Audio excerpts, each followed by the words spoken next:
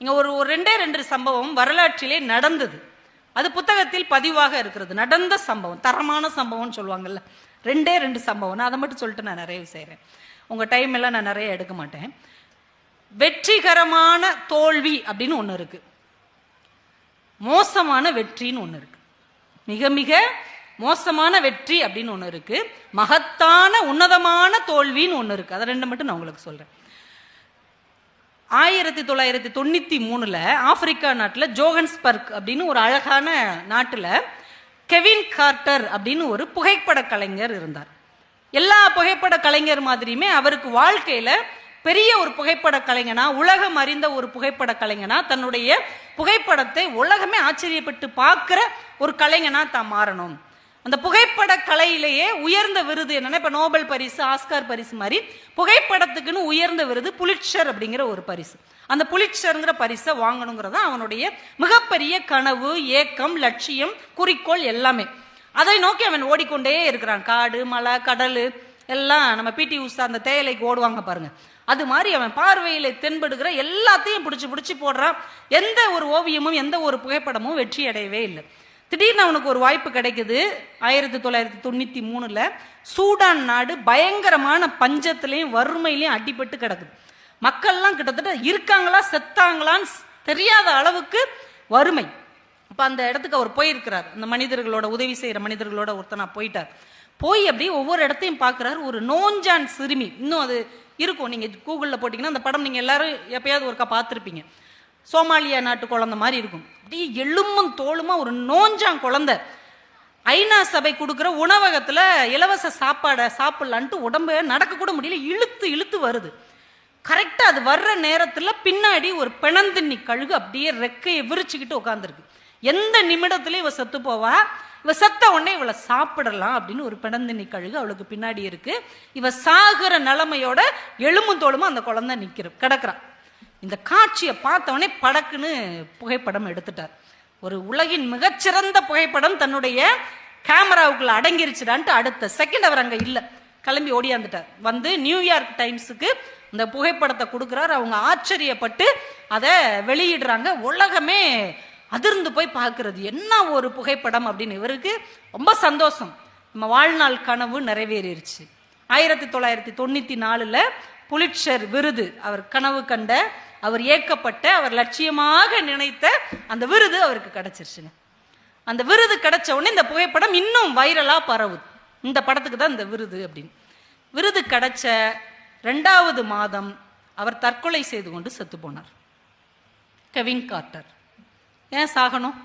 தன்னுடைய வாழ்நாள் கனவு நிறைவேறிய பிறகு ஒரு மனுஷன் எவ்வளவு சந்தோஷமா இருக்கணும், எவ்வளவு மகிழ்ச்சியா இருக்கணும், எவ்வளவு கொண்டாடணும் அந்த வெற்றியை. உலகம் போற்றுகின்ற வெற்றி, மிகப்பெரிய விருது வாங்கியிருக்கிறார். ஆனால் அந்த மனிதன் தற்கொலை பண்ணிட்டு செத்து போனார். ஏன் தெரியுமா?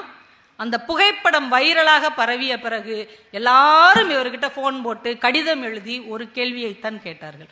அந்த குழந்தை என்ன ஆச்சு, அந்த சிறுமி என்ன ஆனா, அவளை நீங்க காப்பாத்துனீங்களா, அவளுக்கு தண்ணி கொடுத்தீங்களா, ஒரு பிஸ்கட் கொடுத்தீங்களா, அட்லீஸ்ட் அந்த பின்னாடி நின்ன அந்த கழுகையாவது சூன்னு விரட்டினீங்களா, என்னையா செஞ்ச நீ? அந்த குழந்தைக்கு என்ன ஆச்சு, அது இருக்கா, செத்துச்சா, அது காப்பாற்றப்பட்டதா? உன் கண்ணுக்கு முன்னாடி ஒரு குழந்தை கிடந்தது, போட்டோ எடுத்துட்டு ஓடியாந்துருக்கிற, இல்ல மனுஷனா? இவ்வளவு வார்த்தைகள் அவரால் தாங்கவே முடியல. தன் கனவு நிஜமாகிவிட்டது, ஆனால் அவர் வாழ்க்கை தோற்றுவிட்டது. ஒரு புகைப்பட கலைஞனாக அவர் வெற்றி பெற்று விட்டார், ஆனால் ஒரு மனிதனாக அவர் அந்த இடத்தில் தோற்று போய்விட்டார். அந்த மன உளைச்சல் தாங்காம நொந்து போய் தற்கொலை செய்து கொண்டார். இப்ப வாழ்க்கையில வெற்றி என்பது விருதுகளை பெறுவது மட்டுமல்ல, மனிதர்களை நேசிப்பதுதான் உண்மையான வெற்றி என்பதை நம்ம அடுத்த தலைமுறைக்கு கற்றுக் கொடுக்க வேண்டும். யாரை வேணாலும் அடிச்சுட்டு மிதிச்சுட்டு கொன்னுட்டு ஜெயிச்சுட்டு வான்லாம் சொல்லவே கூடாது. மற்றவங்களுக்காக நீ கொஞ்சம் இழந்தாலும் பரவாயில்லை, அந்த இழப்பு கூட ஒரு வெற்றி தான். அப்படிதான் நம்ம சொல்லி கொடுத்து வளர்க்க வேண்டும். அதுதான் உண்மையான வெற்றியாக இருக்க முடியும். மாவீரன் நெப்போலியன் நம்ம வரலாற்றுல படிக்கிறோம் இல்லையா? மாவீரன் நெப்போலியன் நிறைய நாடுகளை ஜெயிச்சான். அப்படி ஒரு நாட்டை ஜெயிக்கும் போது அவன் கைப்பற்றின நாட்டை சேர்ந்த ஒரு இளைஞன் தப்பிச்சு ஓட பார்த்திருக்கான். அப்படி தப்பிச்சு ஓடுறது அன்னைக்கு பெரும் குற்றம். அவனை பிடிச்சி மரண தண்டனைக்கு ஆளாக்கணும்னு அவனை கொண்டு வந்து நிப்பாட்டிட்டாங்க. அந்த இராணுவ கூட்டம் நடந்துகிட்டு இருக்குது, தண்டனைக்கான கூட்டம். அந்த இளைஞனுடைய அம்மா வர்றாங்க. நீங்க எவ்வளவு பெரிய அரசன், என் மகனை மன்னிச்சு விடக்கூடாதா? அவன் ஒரு இளைஞன், இன்னும் கல்யாணம் ஆகாதவன், தெரியாம ஓடிட்டான், நீங்க அவனை மன்னிச்சு விட்டுருங்க. நான் சொல்றான், அவன் செஞ்சது மரண தண்டனைக்கு உரிய குற்றம், உங்களுக்கு தெரியும் தானே? தெரியும்பா, ஆனா எங்க குடும்பத்துல அவன் ஒருத்தன் தான் வாரிசு, அவனுக்காக எங்க குடும்பத்துக்காக அவனை மன்னிச்சு விடக்கூடாதா? நெப்போலியன் சொல்றான், மன்னிக்கிற தகுதி கூட அவனுக்கு கிடையாது, மன்னிக்கப்படுவதற்கான தகுதி கூட அவனுக்கு கிடையாது, கருணை காட்டுவதற்கான தகுதி கூட அவனுக்கு கிடையாது அப்படிங்கிறார். அந்த அம்மா ஒரு பதில் சொல்லியிருக்காங்க, கருணை என்பது காட்டப்படுகிறவனின் தகுதியை பொறுத்ததல்ல, காட்டுகிறவனின் தகுதியை பொறுத்தது. நீ கருணை காட்டுகிற தகுதிக்கு உள்ளவன் தானே அப்படின்னு இருக்காங்க. இவருக்கு அந்த வார்த்தை எப்படி மனசுல போய் உறுத்திருச்சு. அப்படி சொல்றீங்களோ, என்னுடைய கருணையை நான் இங்க காட்டணுமோ, சரிம்மா அவன் நான் விடுதலை பண்ணிடுறேன்னு பண்ணிட்டான். இன்றைக்கு வரைக்கும் நெப்போலியனை போலவே இந்த உலகத்தை ஜெயிக்க நினைத்த தைமூர், செங்கிஸ்கான் மாதிரி எத்தனையோ கொடூர அரசர்கள் ஒவ்வொரு ராஜ்யத்தை உருவாக்குனாங்க. எல்லா ராஜ்யமும் அழிஞ்சு போச்சு, அவர்களுடைய சுவடு இல்லாமல் போனது. ஆனால் நெப்போலியன் உருவாக்கிய பிரான்ஸ் தேசம் இன்னும் வாழுகிறது என்றால் அதற்கு பின்னால் அவன் விட்டு சென்ற மனிதநேய சுவடுகளும் ஒரு காரணமாக இருக்கலாம். அப்ப வாழ்க்கையில எது நிலைத்து நிற்கும்? மனித நேயத்தோடு நீங்கள் எதை சேர்த்து வைக்கிறீர்களோ, சக மனிதன் மீதான அக்கறையோடு எதை நீங்கள் பாதுகாத்து வைக்கிறீர்களோ அது மட்டும்தான் நிலைத்து நிற்குமே தவிர, மற்றவங்களை அழிச்சு ஏமாத்தி கொள்ளையடிச்சு சேர்க்கிற எதுவும் நிலைக்கவே நிலைக்காது என்பதைத்தான் இந்த வரலாறு நமக்கு கற்றுக் கொடுத்து கொண்டே இருக்கிறது. உன்னதமான தோல்வி அப்படின்னு ஒண்ணு சொன்னேன் இல்லையா, அதை நம்ம சொல்லணும்ல. மோசமான வெற்றியை பார்த்துட்டோம், உன்னதமான மகத்தான உலகமே கொண்டாடக்கூடிய ஒரு தோல்வி இருக்கு. கேள்விப்பட்டிருக்கிறீங்களா? இப்போ ஒரு ஓட்டப்பந்தயம் நடக்குதுங்க, ஒலிம்பிக் ஓட்டப்பந்தயம்னு வச்சுக்கோமே. ஒரு ஒலிம்பிக்ல ஓட்டப்பந்தயம் நடக்குது. யாரு ஜெயிக்கிறவங்க இல்லைன்னா ஜெயிச்சவங்கன்னு நீங்க யாரை சொல்வீங்க? முதல்ல ஓடி வந்தவங்க, ரெண்டாவது ஓடி வந்தவங்க, மூணாவது ஓடி வந்தவங்க. இந்த 3 பேர் தானே நம்மளுடைய பார்வையில் வெற்றி பெற்றவர்கள், ஜெயிச்சவங்க, சாதனையாளர்கள். அதுக்கு பின்னாடி விரட்டிட்டு வந்தவங்களை யாரையாவது நம்ம இவன் தான் என் சாதனையாளர், இவன் தான் கொண்டாடப்படக்கூடியவன் அப்படின்னு யாராவது சொல்லுவோமா? அவங்க பாடு விரட்டிட்டே வந்துட்டு அவங்க வாழ்க்கை அப்படியே போயிடும். அவங்கெல்லாம் தோல்வி அடைந்தவர்கள், தோற்று போனவர்கள், இந்த சமூகத்தால் ஒதுக்கப்பட்டவர்கள். இதுதானே நம்ம காலங்காலமா வெற்றிக்கும் தோல்விக்கும் ஆன அடையாளம். ஆனா குவார் மாரியல் அப்படின்னு ஒரு இளைஞன், இதுவும் சூடான் நாட்டு கதை தான். சூடானுக்கும் தெற்கு சூடானுக்கும் கடுமையான சண்டை. தெற்கு சூடான் தங்களுக்கு சுதந்திரம் வேணும்னு சூடானோட சண்டை போட்டுட்டு இருக்காங்க. அப்ப நிறைய ஒரு போர் அப்படின்னாலே மக்கள் பாதிக்கப்படுவாங்க இல்லையா, பயங்கரமான பாதிப்பு நடந்துகிட்டு இருக்குது. இந்த தெற்கு சூடானை சேர்ந்த குவார் மரியல் அப்படிங்கிற ஒரு இளைஞன், ஒரு 24-25 வயது இளைஞன் குடும்பத்துல அவனுடைய 7 சகோதரர்களையும் அந்த சூடான் நாட்டு இராணுவம் கொண்டுறாங்க, குடும்பத்தையும் அழிச்சிடுறாங்க. இவன் மட்டும் தப்பி பழச்சி அமெரிக்கால அகதியா வந்து சேர்ந்துடுறான். சின்ன பையனா இருக்கும் போதே அகதியா வந்து சேர்ந்துடுறான். 12 வருஷம் அமெரிக்கால அவனுக்கு வசிப்பிட உரிமை கிடைக்குது, குடியுரிமை கிடைக்கல, சிட்டிசன்ஷிப் கிடைக்கல, வசிப்பிட உரிமை. நீங்க வாழ்ந்துக்கலாம், ஒரு அகதியா நீங்க வாழ்ந்துக்கலாம், உனக்கான வாய்ப்புகள் இருக்குன்னு அவங்க சேர்த்துக்கிட்டாங்க. குடியுரிமை, பிறப்பிட உரிமை உனக்கு கிடைக்கல. 12 வருஷமா அங்கதான் இருக்கான். அவன் ஒரு மாரத்தான் வீரன், ரொம்ப சிறப்பான ஒரு வேகமான ஓட்டக்காரன். இப்படிப்பட்ட சூழ்நிலையில 2002 லண்டன்ல ஒரு ஒலிம்பிக் ஓட்டப்பந்தயம் நடக்குது. இவன் 12 வருஷமா நல்லா பிராக்டிஸ் பண்ணியிருக்கான், அமெரிக்கால வாழ்றான், குடும்பத்தை எல்லாம் சூடான் போர்ல இறந்துட்டான். இப்ப லண்டன்ல ஒலிம்பிக் நடக்குது, இவன் அப்ளை பண்றான். இந்த ஒலிம்பிக்ல கலந்துக்கிறதுக்கு முன்னாடி ஒரு நுழைவு தேர்வு மாதிரி வைப்பாங்க, அதுலயே அவன் ஓடி தகுதிக்கு தேர்வு பட்டுட்டான். அப்ப ஒலிம்பிக் போட்டியில அவன் கலந்துக்கலாம். இப்ப ஃபார்ம் ஃபில் பண்ணுவாங்க இல்லையா, நீ எந்த நாடு எந்த கொடியோட ஓட போற பாக்குறான். அமெரிக்கா இவனுக்கு குடியுரிமை தரல. அமெரிக்காட்ட கேட்டு பாக்குறான், இல்லப்பா நீ எங்களுடைய ஊர்க்காரன் கிடையாது, நீ இங்க அகதியா தான் வந்தவன், நீ எங்க ஊரையோ எங்க கொடியவோ பயன்படுத்த முடியாது, அதுக்கு வேற வீரர்கள் இருக்காங்க, அவங்க செலக்ட் ஆயிட்டாங்க. பார்க்கறான், தெற்கு சூடான் தானே இவனுடைய நாடு. அவங்ககிட்ட போய் கேட்டா அவங்க இன்னும் ஒலிம்பிக் குழுன்னு ஒன்னே ஆரம்பிக்கல. அப்ப அவங்கள்ட்ட கொடியோ இவனை சேர்த்துக்கிறதுக்கோ ஒரு வாய்ப்பும் இல்லை. இப்ப சூடான் இருக்குல்ல, அவங்க தயாரா இருக்கிறாங்க, நாங்க வேணா என் கொடியை நீ பயன்படுத்திக்கோ, என் நாட்டை நீ வந்து யூஸ் பண்ணிக்கோ. அவன் சொல்றான், என் குடும்பத்தையே அழிச்சு என் கண்ணு முன்னாடியே என் சகோதரர்களை கொன்று இன்னொரு நாட்டுக்கு என்னை அகதியாக துரத்தி விட்ட உங்க கொடியை நான் பயன்படுத்தவே மாட்டேன், அது மனசாட்சிக்கு விரோதமானதுன்னு வேணான்ட்டான்.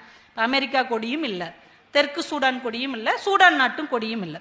கொடி இல்லாமல் நாடு இல்லாமல் ஒரு வீரன் எப்படிங்க போட்டியில கலந்துக்கிட முடியும்? இத்தனை நாடு கலந்துக்கிறது தானே காமிப்பாங்க. 204 நாடுகள் கலந்துக்கிடுது, 204 வீரர்கள் அதுல கலந்துக்கிறாங்க. இப்ப இவன் எந்த நாட்டு சார்பா போட்டியிட முடியும்? ஆனா இவனை சேர்த்துக்கோங்க சேர்த்துக்கோங்கன்னு போராடிட்டே இருக்கிறான். இப்ப கொஞ்ச நாள் ஆக ஆக இவனுடைய போராட்டத்தை உணர்ந்து கொண்டு, இவன் மன உணர்வுகளை புரிந்து கொண்டு, உலகம் முழுக்க நாடற்றவர்கள் இருப்பாங்க இல்லையா, அகதியா இருக்கிறவங்க, வாழ்க்கையில தனக்குன்னு ஒரு நாடு இல்லாம ஏதோ ஒரு நாட்டுல இருப்பாங்க இல்லையா, அவங்க தெற்கு சூடானை சேர்ந்தவர்கள் எல்லாரும் இவனுக்காக கடிதம் எழுதுறாங்க. ஒலிம்பிக் அமைப்புக்கு கடிதம் எழுதி அவனை சேர்த்துக்கோங்க, குவார் மரியலை சேர்த்துக்கோங்கன்னு கடிதம் வந்துகிட்டே இருக்கு. 3000 4000 5000 கடிதம் வருது. ஒலிம்பிக் குழு பார்த்துச்சு, சார் இப்படி ஒருத்தனுக்கு மக்கள் ஆதரவு இருக்கு, இவனை விட்டுறக்கூடாது அப்படின்ட்டு ஒரு வாரத்துக்கு முன்னாடி அவனுக்கு அனுமதி கொடுத்துட்டாங்க. நீ ஒலிம்பிக் கொடியவே கையில பிடிச்சிக்கிட்டு ஓடு, உனக்கு நாடுங்கிற இடத்துல சும்மா ஒரு டேஸ் போட்டு வச்சிடறோம், அவ்வளவுதான், நீ கலந்துக்கோ அப்படின்ட்டாங்க. இப்போ எல்லா நாடுகளையும் சேர்ந்தவர்கள் அவங்கவுங்க நாட்டு கொடியை கையில் வச்சுக்கிட்டு அந்த நாட்டை சேர்ந்தவன் என்கின்ற அடையாளத்தோட எல்லாரும் போய் நிற்கிறாங்க. நம்ம குவார் மரியல் நாடு அற்றவனாக ஒலிம்பிக் குழு கொடுத்து அந்த கொடியை வைத்து கொண்டு நிற்கிறான். இப்போ எல்லா நாட்டுக்காரங்களும் உட்கார்ந்துருக்கிறாங்க பார்வையாளர்களா. ஒவ்வொரு நாட்டுக்காரர்களும் தங்கள் நாட்டை சேர்ந்தவன் ஜெயிக்க வேண்டும் என்று பிரார்த்தனை செய்கிறார்கள், ஆர்ப்பாட்டம் செய்கிறார்கள், குரல் எழுப்புகிறார்கள். ஆனால் தனக்கென்று ஒரு நாடும் இல்லாத, ஒரு நாதியும் இல்லாத, ஆதரவற்ற அத்துணை மக்களும் குவார் மரியல் ஜெயிக்க வேண்டும் என்று இறைவனை நோக்கி பிரார்த்தனை செய்து கொண்டே இருந்தார்கள். ஓட்டப்பந்தயம் தொடங்கியது. குவார் மரியல் பிடித்த இடம் 47வது இடம். 47வது இடத்துல அவன் வந்தான். மறுநாள் பத்திரிகை என்ன போட்டுச்சு தெரியுமா?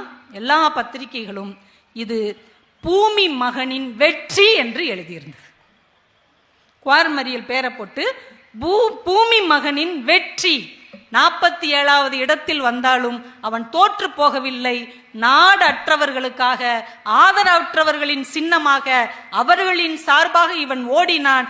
இவன் தான் எல்லா நாட்டுக்கும் சொந்தமானவன் என்று எல்லா பத்திரிகையும் எழுதியது. எல்லா நாட்டுக்காரர்களும் அவனை கொண்டாடினார்கள். நீ நாடற்றவன் இல்லை, எல்லா நாட்டுக்கும் சொந்தக்காரன். யோசிச்சு பாருங்க, ஒரு ஓட்டப்பந்தயத்துல 1வது 2வது 3வது வந்தவங்களைத்தான் கொண்டாடுவோமே தவிர 47வது இடம் பிடித்த ஒருவனை, தோற்று போன ஒருவனை இந்த உலகம் கொண்டாடியது என்றால் அவனுக்கு பின்னால் ஒரு அறச்சீற்றம் இருந்தது, அவனுக்கு பின்னால் ஒரு நாடற்றவனின் ஏக்கம் இருந்தது, அவனுக்கு பின்னால் அடையாளமே தெரியாதவனுக்கும் ஒரு அடையாளம் கொடுக்க வேண்டும் என்கின்ற எண்ணம் இருந்தது. அதனால அவன் 47வது இடத்தில் வந்தாலும் அவன் வெற்றி பெற்றவன் என்ற இடத்தில் இந்த உலகம் கொண்டாடியது. அதனால பிள்ளைகளுக்கு கற்றுக் கொடுங்கள். மகத்தான தோல்வி என்று ஒன்று இருக்கிறது, மோசமான வெற்றி ஒன்றும் இருக்கிறது. மகத்தான தோல்வியை அடைந்தால் அதில் தவறில்லை, ஆனால் மோசமான வெற்றியை மட்டும் நாம் அடைந்துவிடக் கூடாது என்று